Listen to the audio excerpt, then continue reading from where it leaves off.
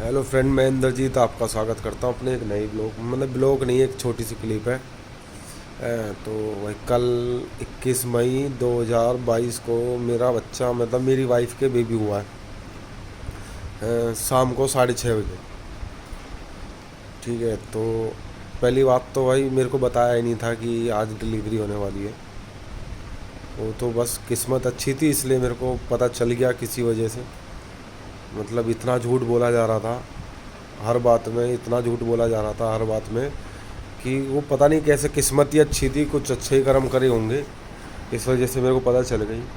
फिर मैं जब पता चली, मैं फीवर में तो था ही, गोली वोली खाई, थोड़ा सा आराम हुआ तो मैं चला गया।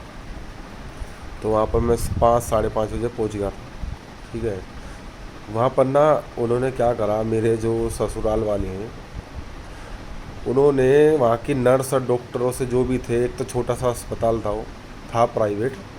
ठीक है, तो छोटा सा अस्पताल था, सबके हस्बैंड जा रहे थे अपनी वाइफ से मिलने, अपने बच्चे से मिलने। इन्होंने वहाँ कह दिया, होता नहीं उनसे कुछ, वो भाई मिलने ही नहीं दे रहे मुझे। कि क्या बोला भगवान जाने, मेरे को नहीं पता। वो बोलते रहे, मैं उनसे रिक्वेस्ट करता रहा, मैंने जी कुछ थोड़ा इंतज़ाम कीजिए, हम भी मिल लें अपने बच्चे से, अपनी वाइफ से। तो वो बार बार जाए अंदर, पूछ के आए, बोले नहीं आप नहीं मिल सकते हैं। हाँ ठीक है, मेरे सामने ही कई जेंट्स अंदर चले गए हैं। ठीक है, अब मेरे से बोलते हैं अंदर और भी लेडीज़ हैं, और भी लेडीज़ हैं, और भी लेडीज़ हैं। तो भाई अगर भाई मैं अब क्या कहूँ, मैं मेरे पास ऐसी ऐसी उनके घर की ना, जो उन्होंने बात करी अपनी मौसी, मैंने कही अपनी, जब फ़ोन पे मेरी बात हो रही थी तो मैंने कही कि अपनी मौसी, वहाँ पर जहाँ पर भी हो आप, वहाँ पर उन्होंने पहले तो झूठ बोल के मेरे से उन्होंने आधार कार्ड मांगना चाहा। तो मैंने कहा ठीक है, मैं आधार कार्ड सेंड कर देता हूँ, पर आप मेरे को बता दो किस काम के लिए चाहिए। मैंने कहा भाई ठीक है।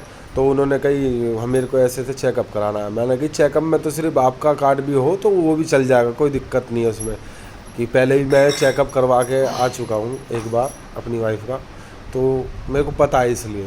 तो हाँ, तो वही उसके बाद उन्होंने, मैंने कही ठीक है, अगर मेरी आधार कार्ड की ज़रूरत पड़ती है मैं सेंड कर देता हूँ, पर एक बार मेरी जहाँ पर हो आप उनसे बात करा दो।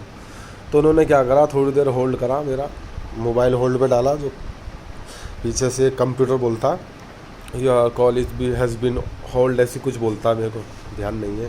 ठीक है, मेरे पास सारी रिकॉर्डिंग है उस चीज़ की।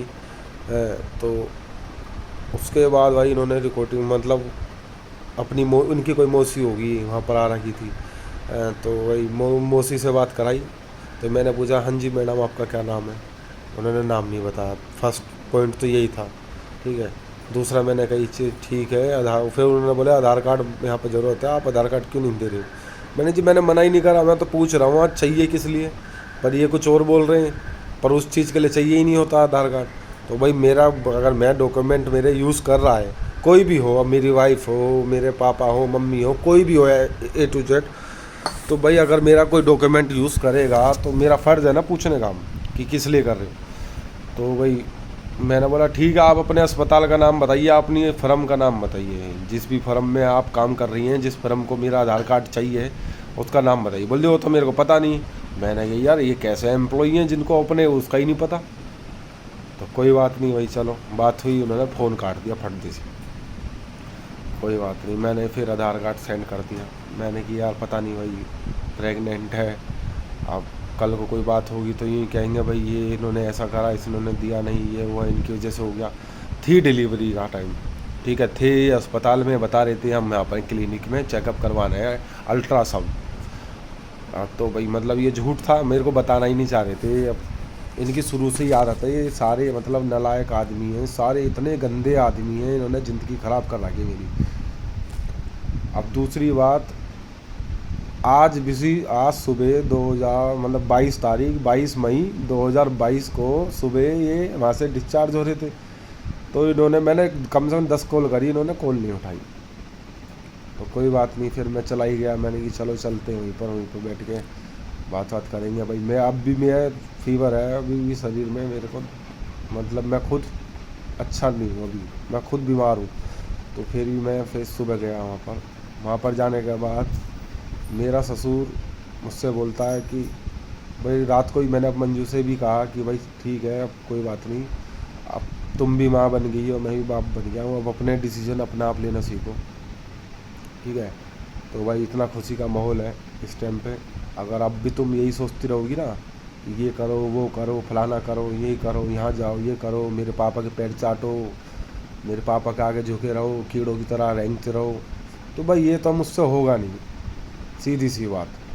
और भाई जो भाई मैं किसी को गलत नहीं कहना चाह रहा, पर इन्होंने ना इतनी अंती तार रखी है मेरे ऊपर। सुबह भी मेरे से लड़ाई कर रहा है, यूँ कह रहा 6 महीने से तो आए नहीं। अरे 6 महीने से क्यों नहीं आए? मेरे पापा चले गए कई बार, मैं चला गया कई बार, मैं फ़ोन करता हूँ दिन में 40-40 बार, भी फ़ोन नहीं उठाती है, यूँ कहती है मैं थक गई, मैं नहा रही थी, कभी मैं खा रही थी, मतलब हस्बैंड का फ़ोन ही नहीं उठा रही है। मेरे पास बाकायदा सारे रिकॉर्ड हैं इस चीज़ के कि मैं कितने कॉल करता था और कितनी बार इसने पिक करा। इसने आज तक 6-7 महीने में इसने खुद ने फ़ोन नहीं करा है मेरे पास।